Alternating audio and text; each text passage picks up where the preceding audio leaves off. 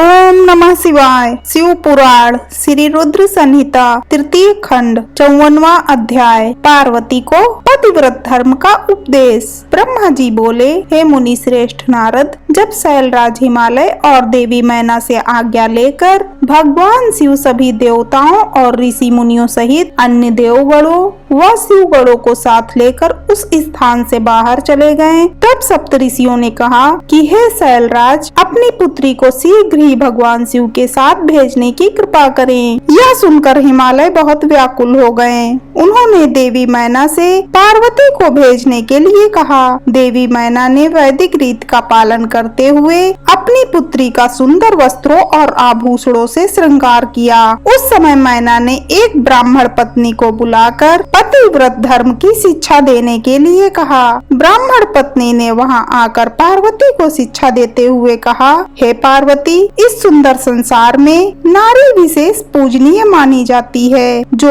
स्त्रियां पतिव्रत धर्म का पालन करती हैं, वे धन्य हैं। वे दोनों कुलों को पवित्र करती हैं। उनके दर्शन मात्र से पाप नष्ट हो जाते हैं। जो पति को साक्षात ईश्वर मानकर उनकी सेवा करती हैं, वे स्त्रियां इस लोक में आनंद प्राप्त कर सदगति को प्राप्त करती हैं और अपने दोनों कुलों को तार देती हैं। सावित्री, लोपामुद्रा, अरुंधति, संडली, शत्रुपा, अनुसुईया, लक्ष्मी, स्वधा, सती, संज्ञा, सुमति, श्रद्धा, मैना और स्वाहा आदि नारियां साध्वी कहलाती हैं। वे अपने पतिव्रत धर्म के कारण ब्रह्मा, विष्णु और शिव की भी पूजनीय हैं। इसीलिए स्त्री को सदैव अपने पति की आज्ञा का पालन करना चाहिए। पतिव्रता स्त्री पति के भोजन कर लेने के बाद ही भोजन करे। जब तक वह खड़ा हो खुद भी न बैठे। पति के सो जाने के बाद ही सोएं और उसके उठने से पहले उठ जाएं। क्रोधित होने पर या अत्यधिक प्रसन्नता होने पर भी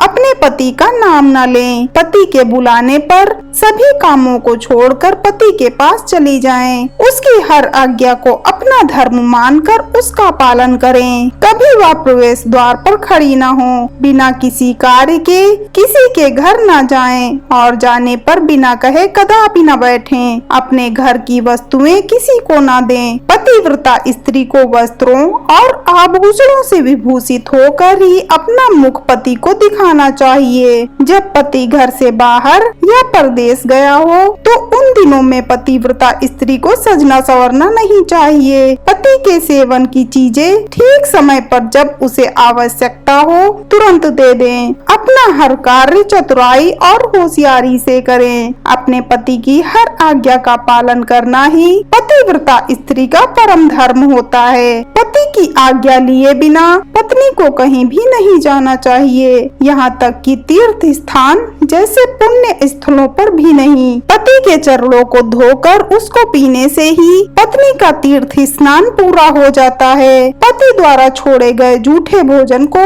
पत्नी को प्रसाद समझकर खाना चाहिए। देवता, पितरों, अतिथियों या भिखारियों को भोजन का भाग देकर ही भोजन करना चाहिए। व्रत तथा उपवास रखने से पूर्व पति की आज्ञा अवश्य लें, अन्यथा व्रत का पुण्य नहीं मिलता। किसी चीज को पाने के लिए अपने पति से झगड़ा कदापि न करें। सुख से आराम पूर्वक बैठे हुए या सोते समय पति को कभी भी न उठाएं। यदि पति किसी बात के कारण दुखी हो, धनहीन हो या वृद्ध हो गया हो तो भी उसका परित्याग न करें। रजस्वला होने पर 3 दिन तक अपने पति के सामने न जाएं, उसे अपना मुख न दिखाएं। जब तक स्नान करके शुद्ध न हो जाएं, तब तक पति से कोई बात न करें। शुद्ध होकर सर्वप्रथम अपने पति का ही दर्शन करें। उत्तम पतिव्रत का पालन करने वाली स्त्री को सुहाग का प्रतीक माने जाने वाली वस्तुओं जैसे सिंदूर,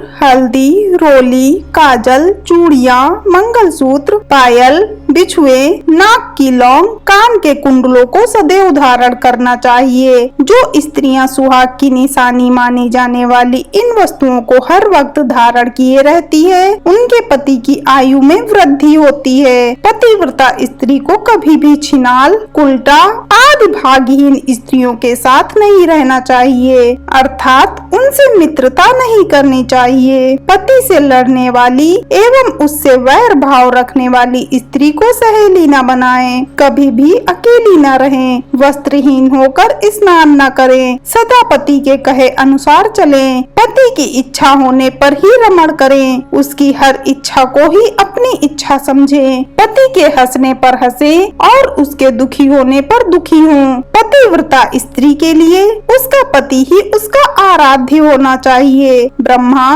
विष्णु और शिव से अधिक उसे अपने पति को महत्व देना चाहिए। अपने पति को शिव रूप मानकर उसे पूजना चाहिए। पति के साथ लड़ने वाली स्त्रियां कुतिया या सियारिन के रूप में जन्म लेती हैं। पति जिस स्थान पर बैठा हो उससे ऊंचे स्थान पर ना बैठें, किसी की भी निंदा ना करें, सबसे मीठे वचन बोले। पति स्त्री की जिंदगी में सबसे अधिक महत्वपूर्ण होता है, इसीलिए उसका सदैव पूजन करें। नारी को अपने पति को ही देवता, गुरु, धर्म, तीर्थ एवं व्रत समझकर उसकी आराधना करनी चाहिए। पति से कभी दुर्वचन न कहें। सास, ससुर, जेठ, जिठानी, गुरुओं सहित सभी बड़ों का आदर करें। उनके सामने कभी ऊंचा न बोलें और न ही हंसें। बाहर से पति के आने पर आदर पूर्वक उसके चरण धोएं। जो मूढ़ बुद्ध नारियां अपने पति को त्याग कर व्यभिचार करती हैं अथवा दुष्ट पुरुषों के सानिध्य में रहती हैं, वे उल्लू का जन्म लेती हैं। पति से हीन नारी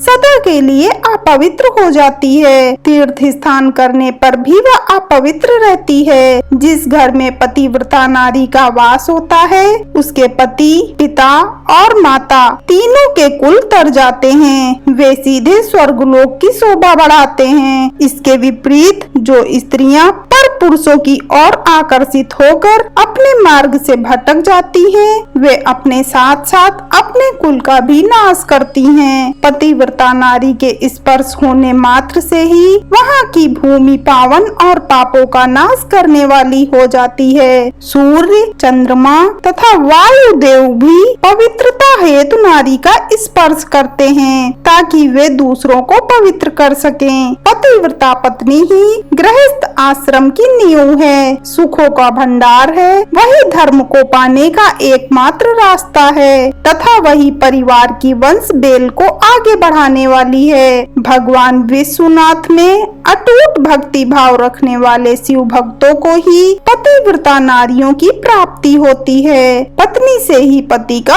अस्तित्व होता है। एक दूसरे के बिना दोनों का कोई अस्तित्व नहीं रह जाता। पत्नी के बिना पति देव यज्ञ, पितृ यज्ञ और अतिथि यज्ञ आदि कोई भी यज्ञ अकेले संपन्न नहीं कर सकता।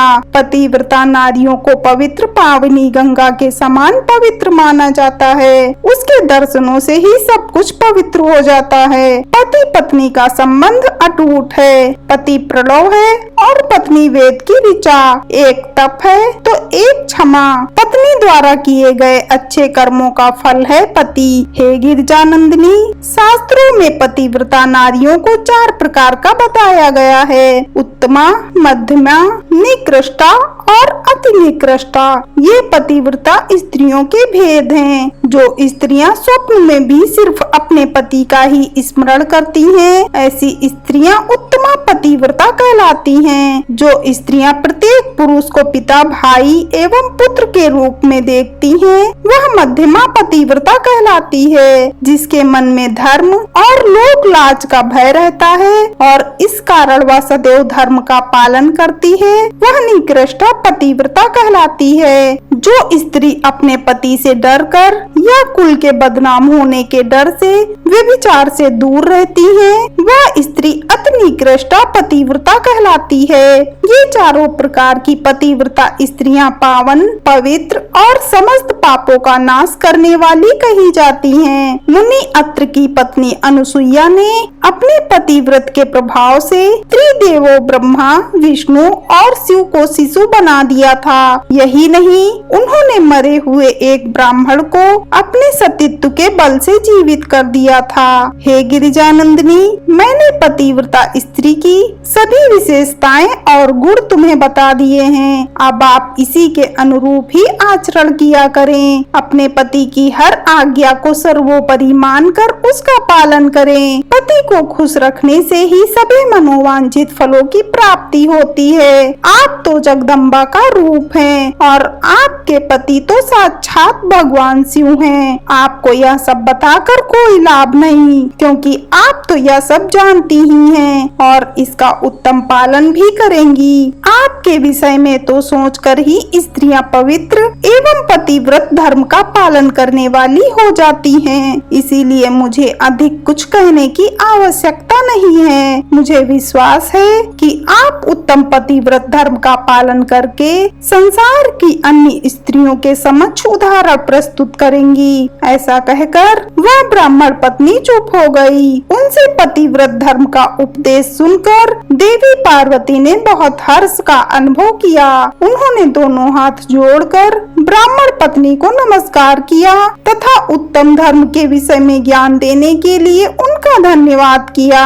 देवी पार्वती ने अपने आचरण से सभी उपस्थित परिजनों को शिक्षा दी कि भले ही कोई कितना भी जानकार क्यों न हो, उसे अपनी परंपराओं का आदर पूर्वक पालन करना चाहिए। जो अहंकार के कारण लोक धर्म का परित्याग करता है, उसका अपयश होता है तथा वह अपनी संतानों को पथ भ्रष्ट करता है। हर हर महादेव।